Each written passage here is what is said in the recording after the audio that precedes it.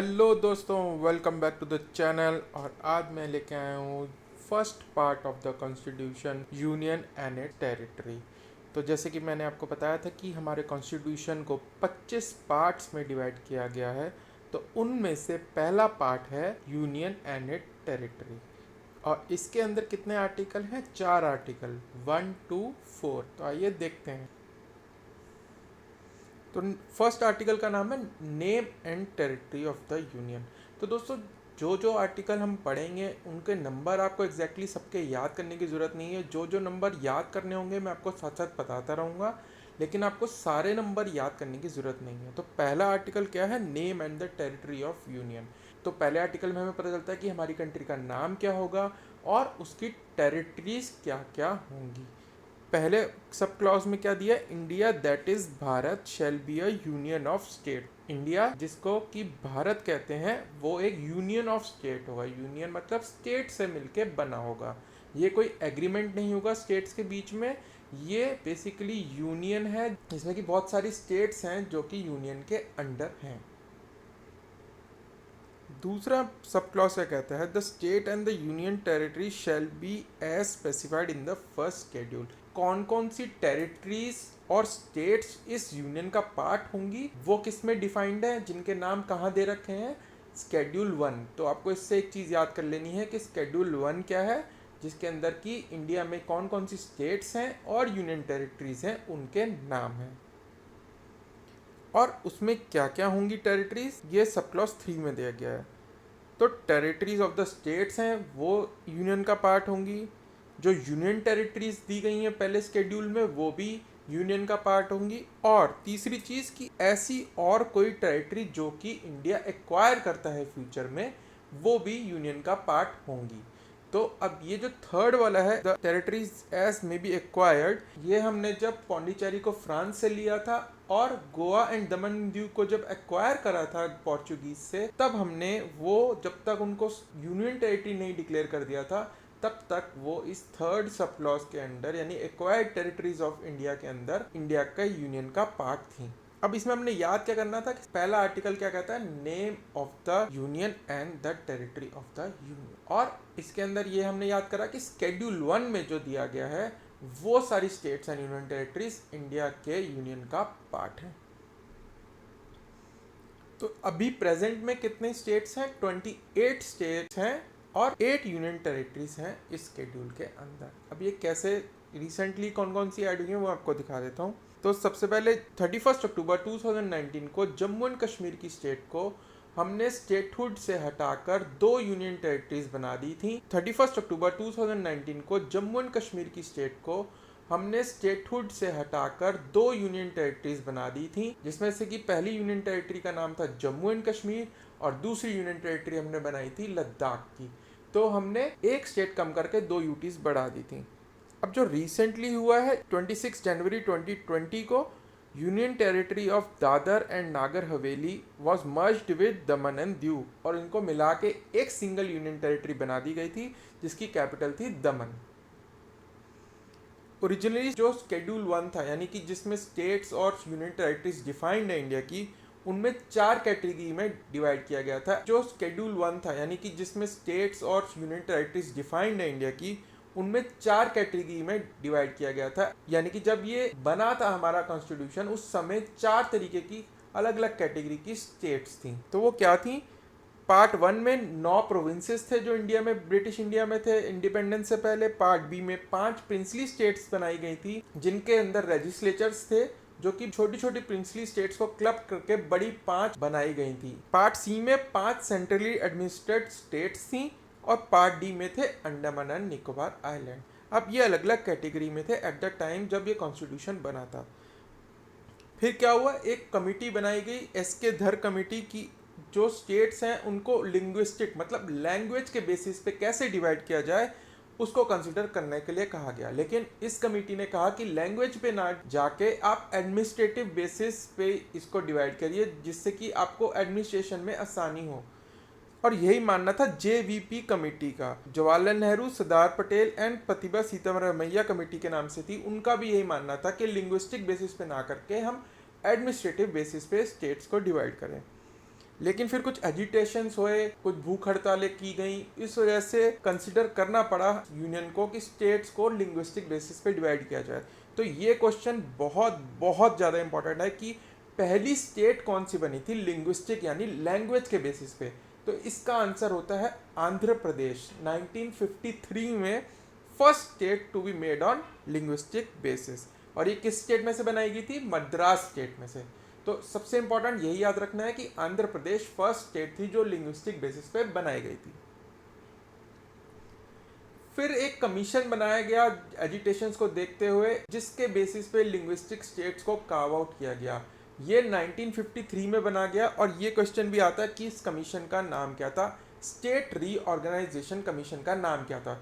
तो इसका आंसर है कि फजल अली कमीशन बोलते हैं इसको। फजल अली कमीशन ने स्टेट को लिंग्विस्टिक बेसिस पे डिवाइड करने की रिकमेंडेशन दी। और इनके अन्य मेंबर्स कौन थे? K M. Panikkar and H N. Kunzru. तो मेन आपने क्या याद रखना है? फजल अली कमीशन 1953। अब इसकी रिपोर्ट आई 1956 में और स्टेट रीऑर्गेनाइजेशन एक्ट बना दिया गया। इस एक्ट के अंदर क्या था? 14 स्टेट्स बनाई गई और 6 यूनियन टेरिटरी बनाई गई और सबका स्टेटस एक ही था। जैसे कि हमने देखा था जब कॉन्स्टिट्यूशन बना था तो 4 अलग अलग कैटेगरी की स्टेट्स थी। बट इस एक्ट के बाद जो कि 7th अमेंडमेंट 1956, ये अमेंडमेंट का नाम रखना बहुत ज़्यादा ज़रूरी है। फजल अली कमीशन और 7th अमेंडमेंट एक्ट 1956। अमेंडमेंट्स वाले वीडियो में भी हम देखेंगे कि ये 7th अमेंडमेंट बहुत इंपॉर्टेंट है। तो 7th अमेंडमेंट में क्या हुआ था? 14 स्टेट्स बनी थी और 6 यूनियन टेरिटरीज बनी थी। और स्टेट्स की जो थी सबकी एक ही कैटेगरी में रखा गया था, कोई अलग अलग कैटेगरी नहीं बनी। ठीक है। तो इस एक्ट के बाद भी एजुटेशंस चलती रही, आज तक चल रही हैं। अलग अलग स्टेट्स के लोग रीजन डेवलपमेंट के बेस पे, एथनिक बेसिस पे मांगते रहते हैं कि हमारी स्टेट अलग कर दी जाए। आप जैसे गोरखालैंड का एग्जांपल ले लीजिए, बोडोलैंड का एग्जांपल ले लीजिए, तो आज भी चल रही हैं। तो ऐसे एजुटेशंस चलते रहे थे थ्रू डेकेड्स और अलग अलग स्टेट्स बनती भी रही थी इन एजुटेशंस के बेसिस पे। तो क्या क्या स्टेट बनी थी? तो सबसे पहले महाराष्ट्र और गुजरात को बाइफरकेट करा था बॉम्बे में से, और ये 1960 में। अब ये सारी याद करने की जरूरत नहीं है, एक ओवरव्यू आप ले लीजिए, इंपॉर्टेंट स्टेट्स आप याद कर लीजिए। पहले ही 1960 में आप इंपॉर्टेंट है, महाराष्ट्र एंड गुजरात बनी थी आउट ऑफ बॉम्बे स्टेट। फिर बनी थी नागालैंड फ्रॉम असम। जो नॉर्थ ईस्ट की स्टेट्स हैं उसमें से सिक्किम को छोड़ के सारी स्टेट आसाम स्टेट में से ही बनाई गई हैं। तो पहली कौन सी बनी थी? नागालैंड स्टेट बनी थी 1963 में। फिर पंजाब और हरियाणा को लिंग्विस्टिक बेसिस पे डिवाइड किया गया था। पंजाबी स्पीकिंग को पंजाब में रख दिया था और हिंदी स्पीकिंग को हरियाणा में रख दिया था। और ये कौन से कमीशन की रिपोर्ट के बेसिस पे हुआ था? जे.सी. शाह कमीशन। तो आप ये कमीशन का नाम याद रख लीजिए, जे.सी. शाह कमीशन। 1966 में हुई थी ये बाइफर्केशन, ये वाली इंपॉर्टेंट है। फिर मेघालय बनाया था असम में से 1971 में। हिमाचल प्रदेश यूनियन टेरिटरी से स्टेट में बना दिया गया था 1971 में। तो पंजाब और हरियाणा अभी तक इसमें इंपॉर्टेंट है सबसे, और महाराष्ट्र और गुजरात। मणिपुर त्रिपुरा ये भी यूनियन टेरिटरी स्टेटस से 1972 में स्टेट्स बना दी गई थी। फिर सिक्किम। सिक्किम एक अलग पार्ट था, इंडिया का पार्ट नहीं था। ये सिक्किम में एक रेफरेंडम हुआ था, उसके बेसिस में ये इंडिया के साथ ज्वाइन हो गया था। तो ये 1975 में इसको स्टेटहुड मिल गया था। तो ये एक न्यू टेरिटरी थी जो कि इंडिया में आ गई थी। फिर मिजोरम और अरुणाचल प्रदेश, ये भी यूटी से असम का पार्ट थे, इनको बना दिया गया स्टेट 1887 में। गोवा भी एक पोर्चुगीज टेरिटरी थी जिसको कि पहले हमने यूनियन टेरिटरी की तरह गवर्न किया, तो और 1987 में एक स्टेट बना दिया गया। तो इसमें सिक्किम इंपॉर्टेंट है और गोवा इंपॉर्टेंट है बहुत। अब ये 3 स्टेट्स उत्तराखंड, छत्तीसगढ़ एंड झारखंड, ये 2000 में एक साथ बनाई गई थी। ये आपको पता भी होगा मैक्सिमम लोगों को। तो ये 3 2000 में बनाई गई थी। तेलंगाना जो सबसे रिसेंटली बनाई गई थी आंध्र प्रदेश में से कार्व आउट करके 2014 में। ठीक है, तो इसमें से तेलंगाना इंपॉर्टेंट है और सिक्किम और गोवा। ठीक है। अब सेकंड आर्टिकल क्या कहता है? ये पहला वाला तो था पहला आर्टिकल जिसमें यूनियन था और यूनियन की टेरिटरीज थी। अब इसके अंदर दूसरे में क्या है? एडमिशन और एस्टेब्लिशमेंट ऑफ न्यू स्टेट। ठीक है, कि किसके पास पावर होगी नई स्टेट्स बनाने की और नई स्टेट्स को इंडिया के यूनियन में एंटर कराने की। तो ये क्वेश्चन भी आ सकता है, ये इंपॉर्टेंट है कि पार्लियामेंट के पास ही सिर्फ पावर है to admit states into union और नई स्टेट्स बनाने की। तो नई स्टेट्स कार्व करने की पावर और नई स्टेट्स को एडमिट करने की इंडियन यूनियन में सिर्फ पार्लियामेंट के पास है। तो ये क्वेश्चन बहुत इंपॉर्टेंट है, ये याद कर लीजिए आप। आर्टिकल 2 ये कहता है। अब आता है article 3, formation of new state, alteration of boundaries, areas और नेम्स ऑफ एग्जिस्टिंग स्टेट। ये सब की पावर किसके पास है? ये भी पार्लियामेंट के पास है, जैसे कि मैंने आपको बताया। तो पार्लियामेंट कैसे कर सकती है? बाय लॉ, एक लॉ बना सकती है। जो प्रोसीजर एक लॉ बनाने में किया जाता है, सिंपल मेजॉरिटी से दोनों हाउसेस में बिल को पास करा के राष्ट्रपति के साइन करा के ये एक लॉ बना सकती है और स्टेट को कार्व कर सकती है। इसमें जिस स्टेट को तोड़ा जा रहा है उसकी कॉन्करेंस या रजामंदी ज़रूरी नहीं है, लेकिन उसके व्यूज़ जरूर उस स्टेट से सेंटर मांग सकता है कि वो स्टेट क्या कहती है बाइफर्केशन के लिए, नाम चेंज करने के लिए या फिर बाउंड्रीज चेंज करने के लिए। लेकिन बाइंडिंग नहीं है वो व्यूज़ सेंटर के ऊपर। पार्लियामेंट ही डिसाइड करेगा कि नई स्टेट कैसे बनानी है, क्या नाम होगा और उसके एरियाज क्या होंगे। तो parliament by law form a new state by separation of A territory. एक स्टेट में से नई स्टेट बना सकती है या दो स्टेट को जोड़ के एक नई स्टेट बना सकती है। एरिया बढ़ा सकती है किसी स्टेट का, डिमिनिश कर सकती है, कम कर सकती है एरिया, या ऑल्टर कर सकती है उसकी बाउंड्रीज। तो किसके पास पावर है ये सारी आर्टिकल 3 में? सिर्फ और सिर्फ पार्लियामेंट के पास। नाम भी चेंज कर सकती है किसी स्टेट। अब इसका प्रोसीजर क्या है ये भी इसमें दिया। सिंपल, जैसे लॉ पास होता है वैसे ही ये बिल एक इंट्रोड्यूस किया जाएगा किसी भी हाउस के अंदर, लेकिन इसमें कंडीशन क्या है कि वो बिल जो है रिकमेंडेशन ऑफ द प्रेसिडेंट पे होना चाहिए, यानी प्रेसिडेंट रिकमेंड करेगा फिर वो बिल इंट्रोड्यूस होगा किसी भी हाउस के अंदर।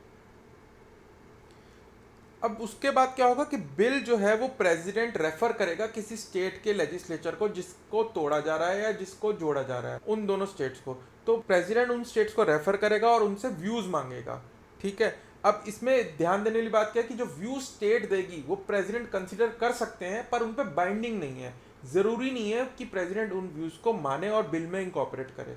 ठीक है, अब जो ये बिल बना, जो पास हुआ, दोनों हाउस में पास होगा, सिंपल मेजॉरिटी से पास होगा जैसे कि नॉर्मल किसी लॉ को बनाने के लिए किया जाता है, और फिर उस पर प्रेसिडेंट साइन कर देगा तो वो लॉ बन जाएगा और स्टेट सीधा सीधा बाइफरकेट या रीनेम या ऑल्टर हो जाएगी उसकी बाउंड्रीज, सिर्फ एक लॉ ऑफ पार्लियामेंट से। ये बहुत इंपॉर्टेंट है।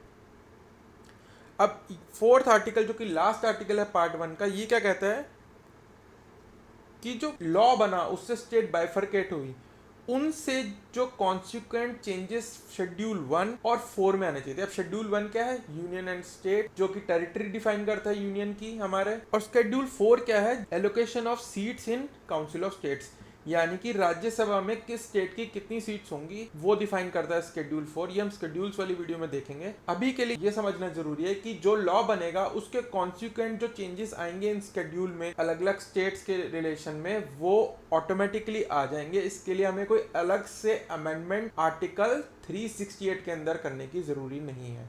तो आर्टिकल 368 से अमेंडमेंट होती है कॉन्स्टिट्यूशन की, ये हमें याद करना है। मैंने पहले भी बताया आपको वीडियोस में, उस अमेंडमेंट की ज़रूरत नहीं है, सीधा शेड्यूल में ऑटोमेटिकली इस लॉ से चेंज हो जाएगा।